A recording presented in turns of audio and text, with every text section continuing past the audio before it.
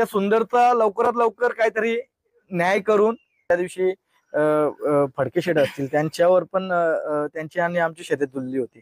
पण आम्ही शर्यत मी सांगितली शुभमला, शुभम शर्यत नको. त्यातनं आता उठून मला दादा. संघटनेला फक्त एकच प्रश्न करायचा आहे, जसा तुम्ही न्याय मिळून दिला आंब्याच्या सुंदरला, हा सुंदरच्या बरोबर आहे. सुंदरचा न्याय मिळून दिला का नाही? सगळे संघटना एकत्र येऊन सगळ्यांनी तिथे त्याच्या इथं जाऊन मिटिंग घेऊन समजुता करून सगळ्या विषय सॉल्व्ह केला. मग तसाच मी एक छोटासा त्यांना संदेश, एक आदेश, म्हणजे एक बैलगाडा म्हणून निंबाळकर सरांचा जो सुंदर आहे तो जो यांच्याकडे काय नाव यांचं, हा गौतम काकडेंकडे, त्या सुंदरचा लवकरात लवकर काहीतरी न्याय करून तो सुंदर खरोखर जो हकदार आहे त्या हकदाराला तो सुंदर लवकरात लवकर नेऊन द्यावा, हीच हात जोडून विनंती करतो. तुम्ही चांगले कार्य करता, अखंड महाराष्ट्र तुमच्या सोबत आहे. आज विलास पैलवान असतील, आमची मुंबईची टीम असतील, अजून सगळे बैलगाड्यामध्ये शेवाळे आबापासून सगळे असतील. मग तुम्ही जसा बाकीचे लोकांचा न्याय मिटवून देता तसा निंबाळकर सरांचा न्याय मिटवून द्या. मी तुमचे आयुष्यभर उपकार नाही विसरणार. जिथे पाहिजे त्या काकड्यांच्या घरी जायचं असेल या त्यांना कुठे बोलवायचं असेल, आपण सगळे एकत्रित येऊन, जे माझा मित्र आहे निंबाळकर सर, त्यांच्या आठवणी खातीर, त्यांच्या न्याया खातीर हा बैल त्यांचा रितसर, नाहीतर ते संतोष तोडकर असतील त्यांनी पण त्याच्यामध्ये पैसे काही दिलेले आहेत, निम्मे पैसे त्यांनीच दिलेले आहेत. म्हणजे कुठेतरी न्याय झाला पाहिजे याच्याकडे तुमच्या युट्यूबच्या माध्यमातून हे लवकरात लवकर झालं पाहिजे अशी मी आशा बाळगतो. कुठल्या प्रत्येक माणसाला जाण नसते ना का एखादा प्रामाणिकपणाने आपल्या सोबत राहिलाय, मग आपण पण त्याच्यासोबत आता काय बोलायचं, बोलायला मला या सगळ्या गोष्टी चांगल्या नाही वाटत. पण माझा मित्र होता, माझा सर आहे, त्याच्यासाठी मी नेहमी त्याच्या जिथे न्यायासाठी जिथे गरज भासेल तिथे मी नक्कीच उभा राहील. थोड्या काळासाठी मित्र झाले पण सर लय मोठे मित्र झाले ना सगळ्यांचे. आपला असं आपला जो कट्टर, आपण त्याचा कायम कट्टर. आजही मी ताईशी बोलत नाही पण ते रणजितला नेहमी मेसेज देत असतो, रणजित सरांसाठी काहीही कोणतीही गोष्ट असू द्या, मी नेहमी ताईला विचारत राहतो, त्या दिदीला विचारत राहतो अंकुरन कशी आहे, ताई कशी आहे. म्हणजे ताईचा कॉन्टॅक्ट नसेल होत माझ्याशी, पण मी रणजित ताईच्या कॉन्टॅक्ट मध्ये त्या सरांसोबत रणजित राहायचा. रणजितला कधी विचारायचं दादाचा किती दिवसाला फोन असतो, हर मी 2 दिवसाला 4 दिवसाला रणजितला फोन करत राहतो. कॉल कॉल कॉल माझे कॉल डिटेल्स काढायचे त्याचे, मी केलेले कॉल त्याला विचारायचा, मी नाही विसरलो. पण समोरच्याने जर आपल्याला कोणत्याच पद्धतीने विचारला नाही, रिस्पॉन्स नाही दिला तर आपण काय करायचं. आता अभिजित पैलवान त्यांच्याकडे सर्ज आहे, त्यांचे तुमचे पण संबंध चांगले आहेत सर. आता त्या दिवशी आपण मुलाखत घेतली कोरेगावच्या मैदानात, ते भावासारखे संबंध आहेत आपले त्यांचे. कारण की तो पोरगा खूप चांगला आहे ना, ते दादा पण खूप चांगले. शंभू आपला एक नंबर आहे, शंभू माझ्या लहान भावासारखा आहे. ती गाडी कधी दिसेल आपल्याला? ती गाडी त्यांना शब्द दिलाय ना आपण, सरांच्याच नावाने अख्खी गाडी पळवायची आपल्याला. ती गाडी कधी पळवायची आपल्याला, कुठल्याही मैदान 61 फाट्याचा 1 नंबर केला होता, बुलेट भेटली होती. सरांनी रात्री बैल मागवला माहितीये ना. मग पळवायचं नव्हतं ते सरांनी सांगितलं घेऊनच या, काही झालं. मग मी घेऊन आलो त्याच मैदानात सरांच्या नावाने. ही दादा मथुरची जिद्दच म्हणते ना दादा, की असं वाटलं एखाद्याला की वेगळा आहे, पण एकदम ती स्पीड अँड बीड. कारण आम्ही बरेच सेमी त्याची बघितली 101. दादा काय सांगाल त्याच्याबद्दल? म्हणजे इज्जतीचा प्रश्न असेल आणि पक्का ठसनवाला विषय असेल, मग त्या टायमाला खरोखर सांगतो भाऊ, म्हणजे प्रत्येकाने बघितलेलं आहे अक्षरशः तो.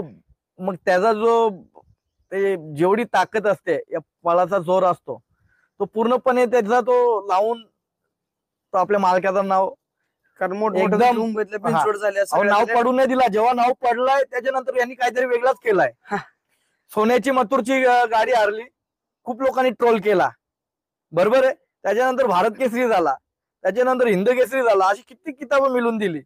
म्हणजे प्रत्येक गोष्टीमध्ये कोणी, म्हणजे एखाद्याने ठरवलंय की याला काहीतरी त्रास द्यायचा आणि याला कुठेतरी आपण बघायचा, याचं नाव खाली करायचा, कमी करायचा, असलं काय होत नाही. माझ्या विरोधात भरपूर जणांनी ठरवलं याचं नाव कसा खराब करायचा, याला कसा पाडायचा. प्रत्येक टायमाला प्रत्येकाने विचार केलेला, पण माझ्या मथुरने मला इथपर्यंत पोहोचवला, प्रेम दिला, आशीर्वाद दिला. दादा असं पण आहे की बाबा मथुरची गाडी एखाद्या नवीन नंदीने मारली ते विचारचे दादा दुसऱ्या दिवशी बसून लगेच. त्यांचा पण आशीर्वाद भेटतो ना भाऊ, त्यांचा पण प्रेम भेटतो आपल्याला ना. मी मुंबईमध्ये आता जेवढ्या माझ्या गाड्या होतात, हारल्या तरी जाऊन त्यांच्यासोबत फोटो काढतो, शुभेच्छा देतो. निघतो माझा. आता सगळं प्रेमा खातीरच बिनजोड होते दादा आता. प्रेमा खातीरच होतात. हा. हे बघा माझ्या अपोजिशन आता त्या दिवशी फडके शेट असतील त्यांच्यावर पण त्यांची आणि आमची शर्यत जुळली होती.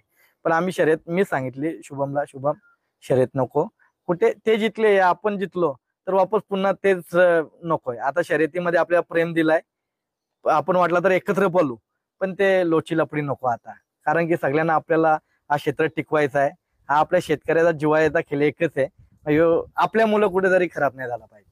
दादा आता बस करतो, थोडं 2 शब्द काय बोलले यांच्याबद्दल दादा. हे सगळे आलेत प्रेक्षक, कोकण लोक आता सगळे त्यांनाच विचारा, त्यांचा प्रेम आहे म्हणून बिचारे कधीपासून थांबल्यात. सर थोडक्यात आता सरांबद्दल काय सांगायचं. सर आज असते तर मला वाटतं इथं आलेच असते सर, आहे की नाही सर? सर सोबत असते, सर असते तर म्हणजे लोकांना वेळ वेगळ्या पद्धतीने लावला असता अजून आम्ही. कालच कल्पना दिली असती दादा इतक्या वाजता येणार आहेत, दादा असे येणार आहेत. एकच व्यक्तिमत्व होता, रणजित निंबाळकर सर. निंबाळकर सर असे होते का ते पैरे प्रत्येकाचे एक दिवस आधी सांगून टाकायचे. लोक एवढे उत्साहात असायचे ना का बाबा ही गाडी या वाजता एवढे एवढे टायमाला एवढे एवढे गटामध्ये पळणार आहे, ओपन सांगायचं sir, आहे ना? ओपन सांगायचे. अहो किती बैलगाडा मालकांचे आणि सरांचे अशी बोलणं व्हायचं, हो सर नका ना सांगू, नका ना सांगू. पण सरांना माहित पडल्या पडल्या सर सांगून मोकळे व्हायचे. आणि ज्या तुमच्या मुंबईत बिनजोड होते त्यात प्रेमाची बिनजोड सरांची तुमचीच झाली आहे ना सर? सरांची ना गाडी आमची 2 बिनजोड झाली होती, सरांची ना आमची. पण तेव्हा एवढी मैत्री आमची खास नव्हती. फक्त चर्चेत सर आले होते नवीन नवीन, हा. आणि चर्चेला आल्यानंतर जर मैत्री घट्ट झाली. एकदा सर मुंबईला आले, 2 बिनजोड जमवल्या होत्या. एक भुंगा सोबत जमवली होती आणि एक अजून कोणातरी सोबत जमवली होती. मी तेव्हा केरळला होतो आयप्पाच्या उपवासाला. तर सरांनी सांगितलं भाई 2 गाड्या जमवलेल्या आहेत, मला पैसे पाहिजेत. तर मी बोललो ठीक आहे सर. सरांनी 2 शर्यत, म्हणजे सरांना वाटलं दोन्ही शर्यत मी हारणार आहे. पण त्या दिवशी लाख लाख रुपयावर शर्यत होता ना. मी आकाश म्हणून माझ्याकडे असतो, आकाश माझ्याकडे असतो, आपला भाऊच आहे लहान, त्याच्याकडे पैसे पाठवले. त्या दिवशी सरांनी 2 बिनजोड जिंकल्या 1-1 लाख रुपयाच्या. सर एवढ्या आनंदात आणि उत्सवात गेले ना, म्हणजे सरांना मी धाडस दिलं होतं, सर आज दोन्ही बिनजोड आपण जिंकू. कारण की आज सांगायला गेलो हे बैल यांच्या गाड्या लवकर मरत नाही. सांगायला गेलो तर टॉपचे नंदी आहेत, भुंगा वगैरे, सैराट झाला, वापस त्याच्यानंतर आपला कानाचा मेहरबान झाला, त्याच्यानंतर कर्जतचा तो आपला किस्मत झाला. अशा आता नामची नंदी होत चालल्यात मुंबईमध्ये पण. 3 फेऱ्याला पण ते तसेच धाडस दाखवतात आणि त्याच गतीने पळतात. दादा आता मथुर जसं 3 फेऱ्यात लागले तसे बरीच नंदी आता बिनजोडची 3 फेऱ्यात पण यायला लागली दादा, आहे की नाही? त्यांचे हे बघा, ज्या नंदीमध्ये गट सेट पळण्याचे तो 3 काय 5 फेरे पण पळणार. आता असं नाही का मुंबईला 1 फेरा, मुंबईला 1 फेरा पळणं पण जोक नाही ना, खाऊ नाही. कारण की ते 1200 फुटाचं रान आहे. ते रान कापता कापता नाकी तोंडी येऊन जातं.